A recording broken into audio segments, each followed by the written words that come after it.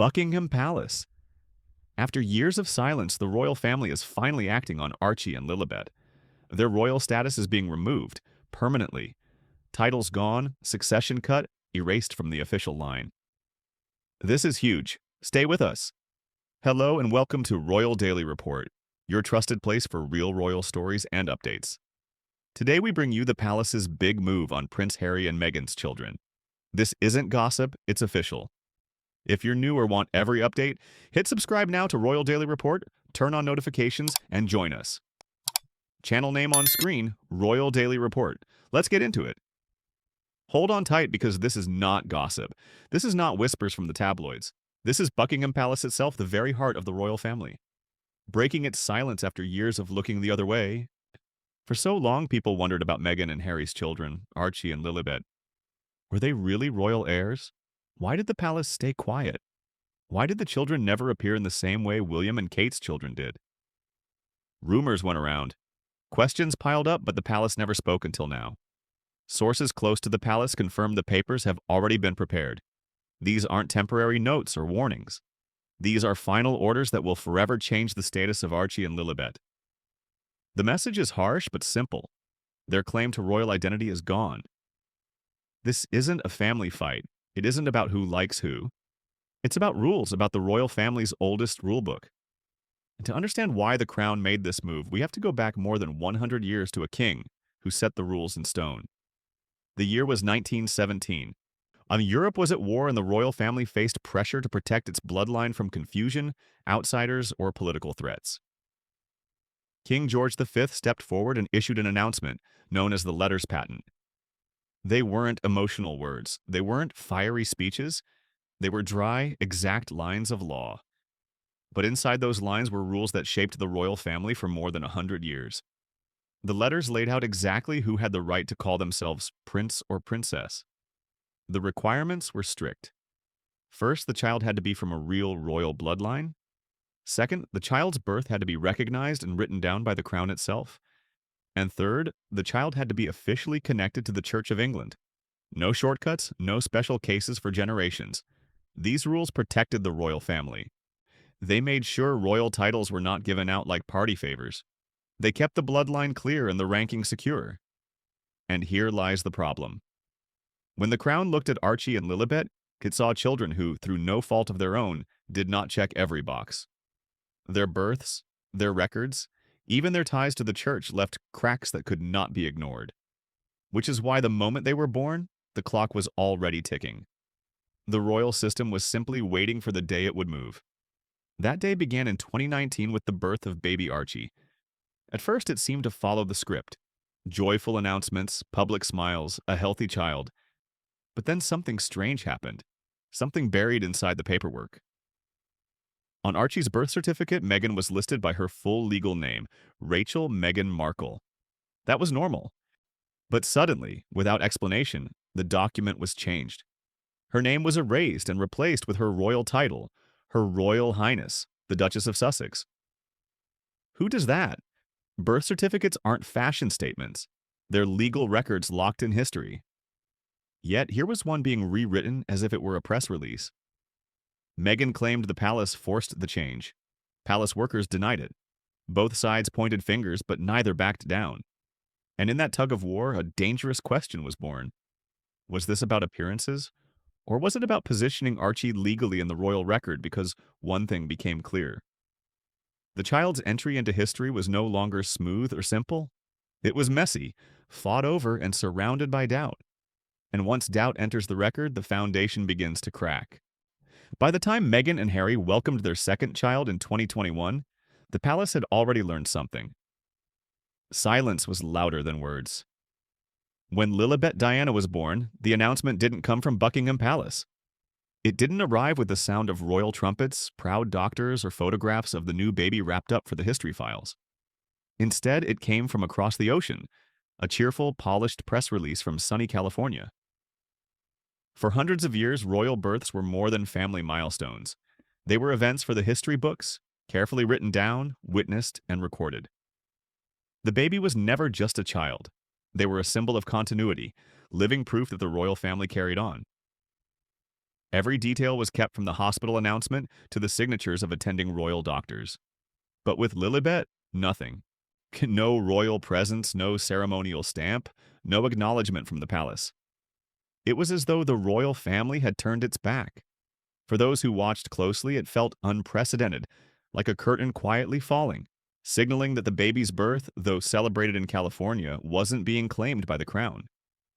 If the birth had raised eyebrows, what came next raised alarms. Months later, Meghan proudly announced that Lilibet had been baptized in California. She spoke warmly of the ceremony, the photos, the joy. But behind palace walls, whispers began. Because while Meghan's team considered the baptism official, the Church of England did not. And in the world of the royal family, that difference matters more than most people realize. Don't forget to subscribe to Royal Daily Report for more royal updates. A royal christening is not just about sprinkling holy water and taking family portraits. It is about connection. It ties the child to the church, to the crown, and to hundreds of years of royal tradition. It is a seal, one that officially writes the baby into the record as part of Britain's royal history.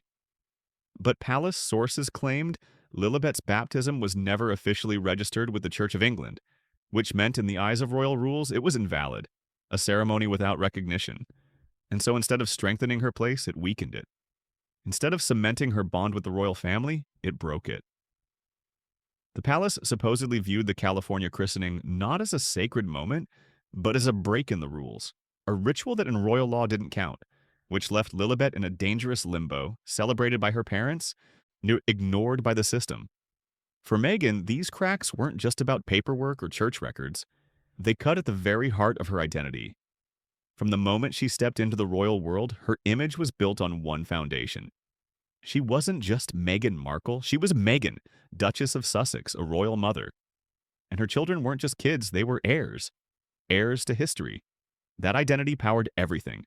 The Netflix specials, the Spotify deals, the memoir interviews, the carefully created Instagram portraits, even her new lifestyle brand, American Riviera Orchard.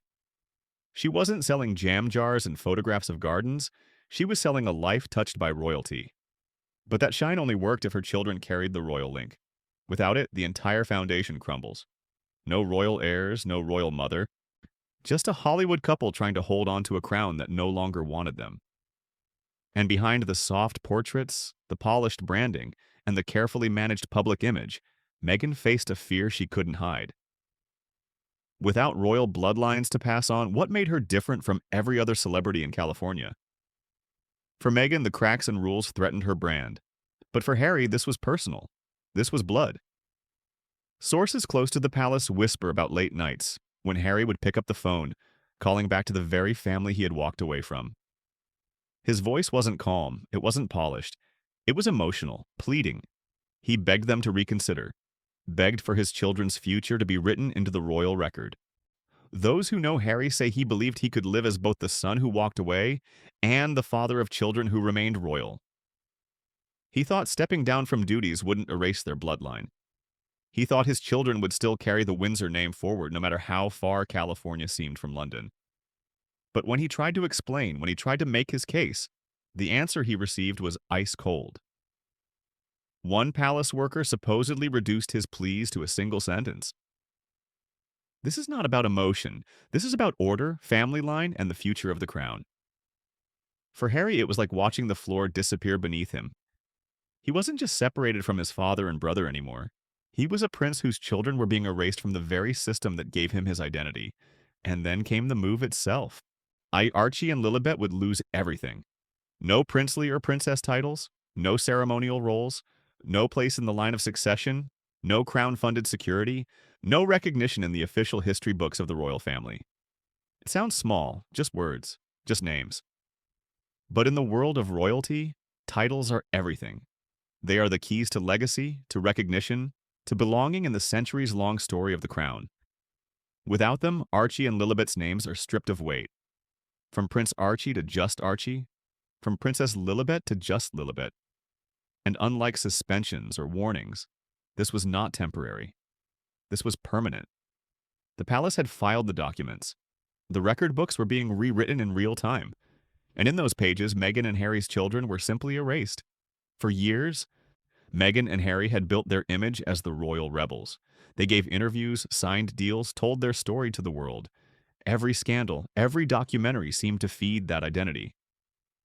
But here's the truth. You can only be a rebel if the crown still claims you. The royal family understood this. That's why it never shouted across the Atlantic, never answered every media storm with words. Instead, it stayed quiet, patient, watching, and when the time was right, it acted precisely, stripping titles, removing succession rights, cutting the final cord. And so Archie and Lilibet are not rebels. They are not even royal exiles. They are simply outsiders. Children who will grow up in California, remembered as Harry and Meghan's, but absent from official royal history. That silence, the lack of their names in the records, it will ring louder than any interview or Netflix special ever could. And so we reach the finale. Years of whispers, guessing, documentaries, and interviews, all met with royal silence. And here, with the stroke of a pen, the palace has chosen rules over personalities, order over emotion, legacy over love. For Meghan and Harry, the result is devastating. Their empire, their identity, their brand was built on the promise of being royal rebels. But once the crown erases you, you are no longer a rebel. You are simply gone. Archie and Lilibet will live as children of California. They will grow up in the warmth of their parents' world, but official royal history, the records that outlast generations, will not record them as heirs. And that absence, that silence, is more harsh than any public embarrassment, because it is permanent. It is final. This is not just about two children losing their titles. This is about the royal family sending a message louder than any speech. The crown does not bend to personalities, no matter how famous, no matter how loud. And in that silence, Buckingham Palace has delivered what may be the coldest move in its history. That's the full story on Royal Daily Report today. What do you think about the palace's decision? Comment below with your thoughts. If you want more updates on this and other royal news, subscribe now to Royal Daily Report. Hit the bell for notifications, like this video, and share it. Thanks for watching. Stay informed, stay curious. Royal Daily Report signing off. See you next time.